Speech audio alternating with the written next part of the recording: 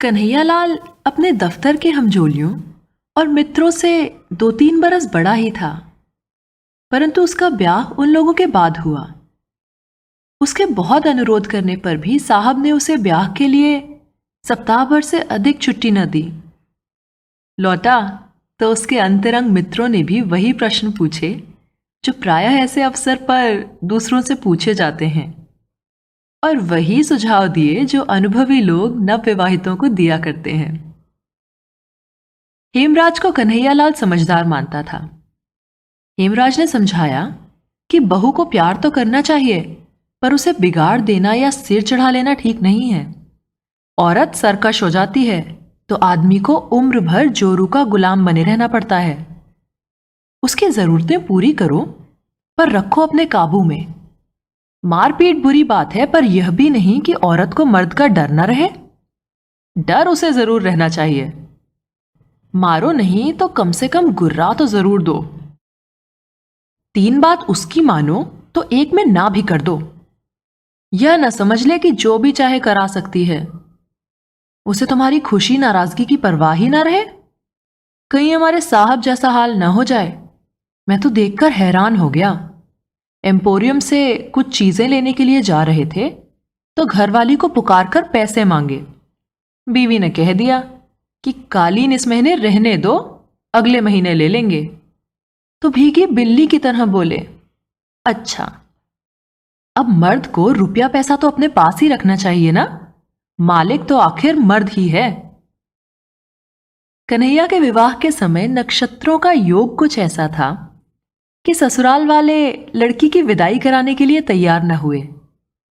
अधिक छुट्टी नहीं थी, इसलिए गौने की बात फिर बाद में पर टल गई। एक तरह से अच्छा ही हुआ। हेमराज ने कन्हैया को सिखा पढ़ा दिया था कि पहले तुम ऐसा मत करना कि वह समझे कि तुम उसके बिना रह ही नहीं सकते, या पता चला बहुत खुशामद करने लगे। अपनी मर्जी रखना, समझे। औरत और बिल्ली की जात मानो तो एक है। पहले दिन के व्यवहार का असर उस पर सदा रहता है। तभी तो कहते हैं कि बिल्ली के आते ही पहले दिन हाथ लगा दो तो फिर रास्ता नहीं काटती। और तुम तो कहते हो कि पढ़ी लिखी है, तुम्हें तो और भी चौकस रहना चाहिए। ये पढ़ी लिखियां वैसे भी मिजाज दिखाती हैं। निस्वार्थ भाव से हेमराज की दी हुई सीख कन्हैया ने पल्ले बांध ली। सोचा, मुझे बाजार होटल में खाना पड़े या खुद चौका बर्तन करना पड़े तो शादी का फायदा क्या। और इसीलिए वह लाजो को दिल्ली ले आया। दिल्ली में सबसे बड़ी दिक्कत मकान की थी। रेलवे में काम करने वाले कन्हैया के जिले के बाबू ने उसे अपने क्वार्टर का एक कमरा और रसोई की जगह सस्ते किराए पर दे दी थी। सो 1.25 साल से मजे में काम चल रहा था।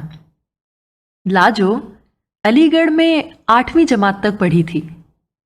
बहुत से चीजों के शौक थे, कई ऐसी चीजों के भी जिन्हें दूसरे घर की लड़कियों को या नई ब्याही बहुओं को उसने करते देखा था, पर हमेशा मन मारकर रह जाना पड़ता था। उसके पिता और बड़े भाई पुराने ख्याल के थे, तो वह सोचती कि चलो कोई नहीं, ब्याह के बाद ही सही। उन चीजों के लिए वह कन्हैया से कहती। लाजो के कहने का ढंग कुछ ऐसा था कि कन्हैया का दिल इनकार न करता, पर इस ख्याल से कि कहीं वह बहुत ज्यादा सरकश न हो जाए, 2 बात मानकर तीसरी पर इनकार भी कर देता। लाजो मुंह फुला लेती। लाजो मुंह फुलाती तो सोचती कि मनाएंगे तो मान जाऊंगी, आखिर तो मनाएंगे ही ना। पर कन्हैया मनाने की अपेक्षा डांट देता। एक आध बार उसने थप्पड़ भी चला दिया। अब मनौती की प्रतीक्षा में जब थप्पड़ पड़ जाए तो दिल कट कर रह जाता है, और लाजो अकेले में फूट फूट कर रोने लगती। फिर उसने सोच लिया कि चलो, किस्मत में यही है तो और क्या हो सकता है। वह हार मानकर खुद ही बोल पड़ती। कन्हैया का हाथ पहली 2 बार तो क्रोध की बेबसी में चला था, पर जब चल गया तो उसे अपने अधिकार और शक्ति का अनुभव होने लगा। अपनी शक्ति अनुभव करने के नशे से बड़ा दूसरा नशा और कोई नहीं। इसी नशे में राजा देश देश पर समेटते जाते हैं, जमींदार गांव पर गांव और सेठ मिल और बैंक खरीदते चले जाते हैं। इस नशे की सीमा का कोई अंत नहीं।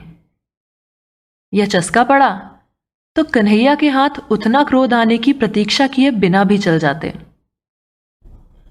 मार से लाजो को शारीरिक पीड़ा तो होती, पर उससे अधिक होती थी अपमान की पीड़ा। ऐसा होने पर वह कई दिनों के लिए उदास हो जाती। घर का सब काम करती, बुलाने पर उत्तर भी देती, इच्छा न होने पर भी कन्हैया की इच्छा का विरोध न करती, पर मन ही मन सोचती रहती कि इससे तो अच्छा है मर जाऊं। और फिर समय पीड़ा को कम कर देता। जीवन था तो हंसने और खुश होने की इच्छा भी फूट पड़ती और लाजो हंसने लगती। सोच उसने यह लिया था कि मेरा पति है, जैसा भी है मेरे लिए तो बस यही सब कुछ है, जैसे ये चाहता है वैसे ही मैं चलूंगी।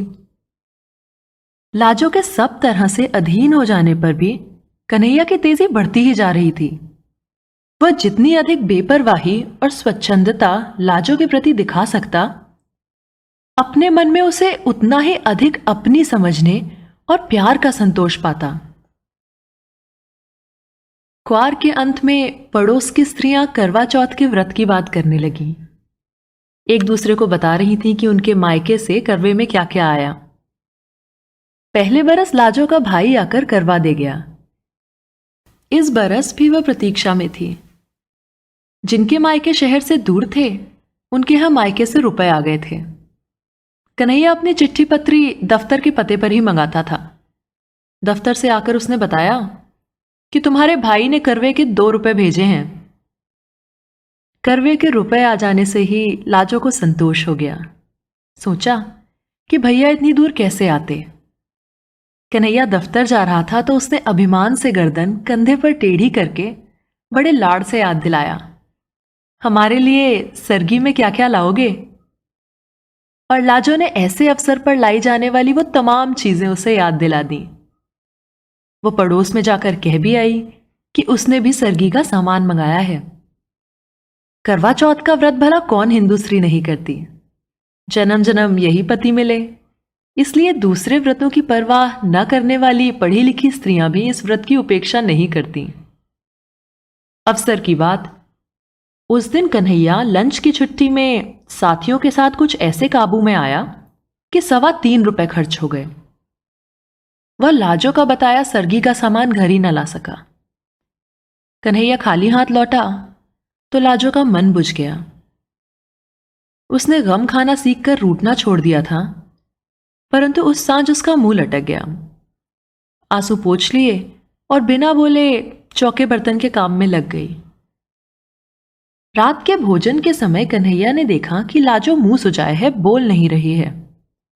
तो अपनी भूल कबूल करके उसे मनाने या कोई और प्रबंध करने का आश्वासन देने के बजाय उसने उसे डांट दिया। लाजो का मन और भी बिंध गया। कुछ ऐसा ख्याल आने लगा कि इन्हीं के लिए व्रत कर रही हूं और यही ऐसी रुखाई दिला रहे हैं। मैं व्रत कर रही हूं कि अगले जन्म में भी इन्हीं से ब्याह हो और मैं इन्हें सुहा ही नहीं रही।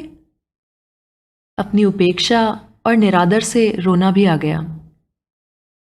कुछ खाते न बना और वो ऐसे ही सो गई। तड़के पड़ोस में रोज की अपेक्षा जल्दी ही बर्तन भांडे खटकने की आवाजें आने लगीं। लाजो को याद आने लगा। शांति बता रही थी कि उसके बाबू सरगी के लिए फेनियां लाए हैं। तार वाले बाबू की घरवाली ने बताया था कि खोए की मिठाई लाए हैं। लाजो ने सोचा, उन मर्दों को ख्याल है ना कि हमारी बहू हमारे लिए व्रत कर रही है, जरा इनका भी ख्याल रखें। पर एक ये हैं, इन्हें जरा भी ख्याल नहीं। लाजो का मन खिन्न हो गया और उसने सरगी में कुछ भी न खाया। पर न खाने पे भी पति के नाम का व्रत कैसे न रखती। सुबह सुबह पड़ोस की स्त्रियों के साथ उसने भी करवे का व्रत करने वाली रानी और करवे का व्रत करने वाली राजा की प्रेसी दासी की कहानी सुनने और व्रत के दूसरे उपचार निभाए। खाना बनाकर कन्हैयालाल के दफ्तर जाने के समय सब कुछ तैयार कर दिया। कन्हैया ने दफ्तर जाते समय देखा कि लाजो मुंह सुजाए है। उसने फिर डांटा। मालूम है 2-4 खाए बिना तुम सीधी नहीं होगी। लाजो को और भी रुलाई आ गई। कन्हैया दफ्तर चला गया तो वो घंटों बैठी रोती रही। क्या जुल्म है, इन्हीं के लिए व्रत कर रही हूं और इन्हें ही गुस्सा आ रहा है। जन्म जन्म ये मिले इसलिए मैं भूखी मर रही हूं। बड़ा सुख मिल रहा है ना, अगले जन्म में और सुख देंगे। एक जन्म तो इनसे निभाना मुश्किल हो रहा है। इस जन्म में तो इस मुसीबत से मर जाना अच्छा है, और यहां मैं हूं कि दूसरे जन्म के लिए यही मुसीबत पक्की कर रही हूं। लाजो पिछली रात भूखी थी, बल्कि पिछली दोपहर के पहले का ही खाया हुआ था। भूख के मारे कुड़मुड़ा रही थी, और उस पर पति का निर्दयी व्यवहार। जन्म जन्म कितने जन्म तक उसे ऐसा ही व्यवहार सहना पड़ेगा। सोचकर लाजो का मन डूबने लगा। सर में दर्द होने लगा तो वह धोती के आंचल सिर बांधकर खाट पर लेटने लगी। लाजो को पड़ोसिनों की पुकार सुनाई दी। वो उसे बुलाने आई थीं। करवा चौथ का व्रत होने के कारण सभी स्त्रियां उपवास करके भी प्रसन्न थीं। आज करवे के कारण नित्य की तरह दोपहर के समय सीने पिरोने काटने बुनने का काम नहीं किया जा सकता था। काज से छुट्टी थी और विनोद के लिए ताश या जुए की बैठक जमाने का उपक्रम हो रहा था। वे लाजो को भी उसी के लिए बुलाने आई थीं। सिर दर्द और मन के दुख के कारण लाजो जा न सकी। सिर दर्द और बदन टूटने की बात कहकर वो टाल गई और सोचने लगी कि ये सब तो सुबह सुबह सरगी खाए हुए हैं, जान तो मेरी निकल रही है। और फिर अपने दुखी जीवन के कारण मर जाने का ख्याल आया और कल्पना करने लगी कि करवा चौथ के दिन उपवास किए किए मर जाए तो इस पुण्य से ही जरूर, पर शायद यही पति अगले जन्म में मिले। लाजो की कल्पना बावली हो उठी। वह सोचने लगी कि मैं मर जाऊं तो इनका क्या है, ये तो दूसरी ब्याह लाएंगे। जो आएगी वो भी करवा चौथ का व्रत करेगी। अगले जन्म में दोनों का इन्हीं से ब्याह होगा और हम सौतें बनेंगी। सौत का ख्याल उसे और भी बुरा लगा। फिर अपने आप समाधान हो गया। नहीं, पहले मुझसे ब्याह होगा, मैं मर जाऊंगी, तब दूसरी से होगा। अपने उपवास के इतने भयंकर परिणाम की चिंता से उसका मन अधीर हो उठा। भूख अलग व्याकुल किए हुए थी। उसने सोचा कि क्यों मैं अपना अगला जन्म बर्बाद करूं। भूख के कारण शरीर निढाल होने पर भी खाने को मन नहीं था, परंतु उपवास के परिणाम की कल्पना से मन ही मन क्रोध से जल उठा। वह उठ खड़ी हुई। कन्हैया के लिए उसने जो सुबह खाना बनाया था उसमें से बची 2 रोटियां कटोरदान में पड़ी थी। लाजो उठी और उपवास के फल से बचने के लिए उसने मन को वश में कर एक रूखी रोटी खा ही ली और 1 गिलास पानी पीकर लेट गई। मन बहुत खिन्न था। कभी सोचती कि ठीक ही किया, अपना अगला जन्म क्यों बर्बाद करूं। और ऐसे ही पड़े पड़े उसे झपकी आ गई। कमरे के किवाड़ पर धमधम सुनकर लाजो ने देखा कि रोशनदान से प्रकाश की जगह अंधकार भीतर आ गया है। वो समझ गई कि ये दफ्तर से लौट आए हैं। उसने किवाड़ खोले और चुपचाप एक ओर हट गई। कन्हैया ने क्रोध से उसकी तरफ देखा। अभी तक पारा नहीं उतरा? मालूम है कि झाड़े बिना उतरेगा नहीं। लाजो के दुखे हुए दिल पर और चोट पड़ी और पीड़ा क्रोध में बदल गई। कुछ उत्तर न देकर वह घूमी और फिर दीवार के सहारे फर्श पर बैठ गई। कन्हैया का गुस्सा और भी उबल पड़ा। ये अकड़ है, आज तुझे ठीक करता हूं, उसने कहा और लाजो को बांह से पकड़कर खींचते हुए गिराते हुए 2 थप्पड़ उसके गाल पर रसीद कर दिए और हांफते हुए लात उठाकर कहा, और मिजाज दिखा, चल खड़ी हो जा। लाजो का क्रोध भी सीमा के पार था। खींचे जाने पर भी वह फर्श से नहीं उठी और मार खाने के लिए तैयार तो थी, पर उसने चिल्लाकर कहा कि मार ले आज, जान से मार, मेरा भी पीछा छूटे। आज ही तो मारेगा। मैंने कौन सा व्रत रखा है तेरे लिए जो जन्म जन्म तुझसे मार खाऊंगी। तू आज मार ही डाल। कन्हैया लाल का लात मारने के लिए उठा पांव अधर में ही रुक गया। लाजो का हाथ उसके हाथ से छूट गया। वह स्तब्ध रह गया। मुंह में आई गाली मुंह के अंदर ही रुक गई। ऐसा जान पड़ा कि अंधेरे में कुत्ते के धोखे जिस जानवर को मार बैठा था, उसकी गुर्राहट से उसने जान लिया था कि वह शेर था। यह लाजो को डांट और मार सकने का अधिकार एक भ्रम था। कुछ क्षण वह हांफता हुआ खड़ा सोचता रहा और खाट पर बैठकर चिंता में डूब गया। थोड़ी देर बाद उठा और सीधे बाहर चला गया। लाजो फर्श पर पड़ी फूट फूट कर रोती रही। जब घंटे भर रो चुकी तो उठी। चूल्हा जलाकर कम से कम कन्हैया के लिए खाना तो बनाना ही था। बड़े बेमन से उसने खाना बनाया। बना चुकी तब भी कन्हैया लौटा नहीं था। लाजो ने खाना ढक दिया और कमरे के किवाड़ उड़काकर फिर फर्श पर लेट गई। वह सोच ही रही थी कि क्या मुसीबत है जिंदगी, यही झेलना था तो पैदा ही क्यों हुई। मैंने किया ही क्या था जो आते ही मुझे मारने लगे। किवाड़ों के खुलने का शब्द सुनाई दिया। वह उठने के लिए आंसुओं से भीगे चेहरे को आंचल से पोंछने लगी। कन्हैया ने आते ही उस पर एक नजर डाली और उसे पुकारे बिना ही साथ लगी चटाई पर चुपचाप बैठ गया। कन्हैया का ऐसे चुप बैठ जाना एक नई बात थी, पर लाजो गुस्से में कुछ बोलकर उसको छोटा नहीं करना चाहती थी। वह चुपचाप उठी और रसोई में चली गई। आसन डाल, थाली कटोरी सब सामने रख दी और लोटे में पानी लेकर हाथ धुलाने के लिए खड़ी हो गई। जब 5 मिनट हो गए और कन्हैया नहीं आया तो उसने खुद ही पुकारा कि खाना परोस दिया है, आके खा भी लो। कन्हैया आया तो हाथ नल से धोकर झाड़ते हुए भीतर आया। आज तक हाथ धुलाने के लिए लाजो ही पानी देती थी। कन्हैया लाल 2 ही रोटी खाकर उठ गया। खाकर उठा तो रोज की तरह हाथ धुलाने के लिए न कहकर सीधा नल की तरफ चला गया। लाजो मन मारकर स्वयं खाने बैठी तो देखा कि कद्दू की तरकारी बिल्कुल कड़वी थी। मन की अवस्था ठीक न होने से हल्दी नमक 2 बार पड़ गया था शायद। बड़ी लज्जा अनुभव हुई। हाय, इन्हें क्या हो गया है? आज इन्होंने कुछ भी ना कहा। पहले तो जरा सा भी कम ज्यादा हो जाने पर डांट देते थे। लाजो से दुख में खाया न गया। यूं ही कुल्ला कर हाथ धोकर इधर आई, बिस्तर ठीक किया और सोचा कि चौका फिर समेट देगी। पर लौटकर आई तो देखा कि कन्हैया लाल स्वयं ही चौका समेट रहा था।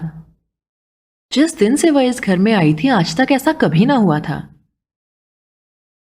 लाजो ने शर्माकर कहा, मैं आ गई हूं, आप रहने दो, मैं ही कर देती हूं। कन्हैया लाल कुछ दूर हटा और फिर लाजो को संबोधित कर कर बोला, तुमने कुछ नहीं खाया है। कद्दू में नमक ज्यादा हो गया था। सुबह और पिछली रात भी तुमने कुछ नहीं खाया था। तुम रुको, मैं तुम्हारे लिए दूध लाता हूं। लाजो के प्रति इतनी चिंता कन्हैया ने कभी नहीं दिखाई थी, जरूरत भी नहीं समझी थी। लाजो को उसने एक चीज समझा था, पर आज वह उससे ऐसे बात कर रहा था मानो वो भी एक इंसान हो।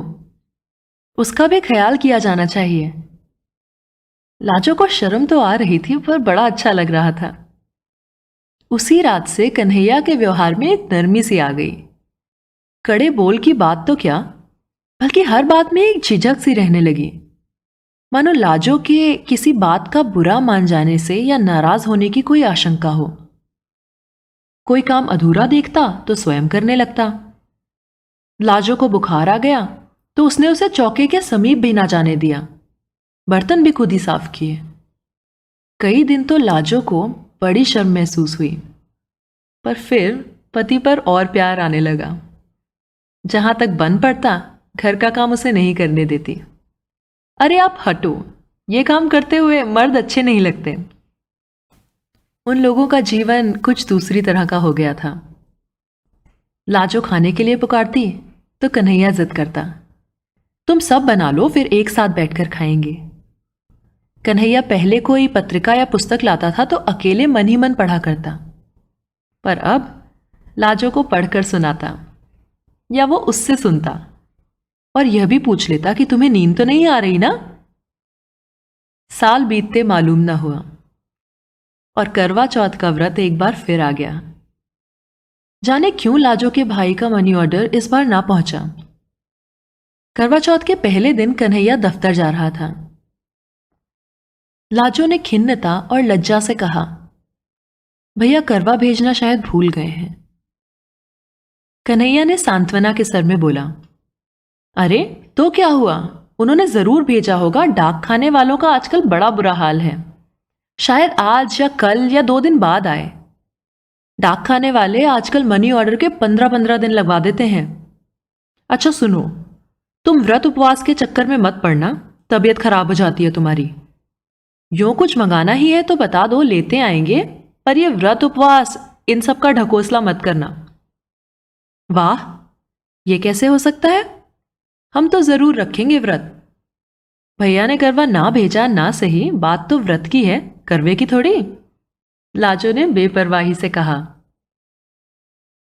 संध्या के समय कन्हैयालाल आया तो रुमाल में बंधी छोटी सी गांठ लाजो को थमाकर बोला, लो फेनिया ले आया हूं, पर व्रत के झगड़े में नहीं पड़ना है, याद रखना। लाजो ने मुस्कुराकर रुमाल लेकर अलमारी में रख दिया। अगले दिन लाजो ने समय पर खाना तैयार करके कन्हैया को रसोई में पुकारा, आओ खाना परोस दिया है। कन्हैया ने जाकर देखा कि खाना एक ही आदमी के लिए परोसा था। और तुम? उसने लाजो की ओर देखा। अजी वाह, हमारा तो व्रत है, सुबह सरगी भी खा ली, तुम तो सो ही रहे थे। लाजो ने मुस्कुराकर प्यार से बताया, ये बात तो हमारा भी व्रत सही। आसन से उठते हुए कन्हैया बोला। लाजो ने पति का हाथ पकड़कर रोकते हुए समझाया कि क्या पागल हो, कहीं मर्द भी करवा चौथ का व्रत रखते हैं? और तुमने सरगी कहाँ खाई? नहीं नहीं, ये नहीं हो सकता। कन्हैया नहीं माना। तुम्हें अगले जन्म में मेरी जरूरत है तो क्या मुझे नहीं है? या फिर तुम भी मत रखो ये व्रत।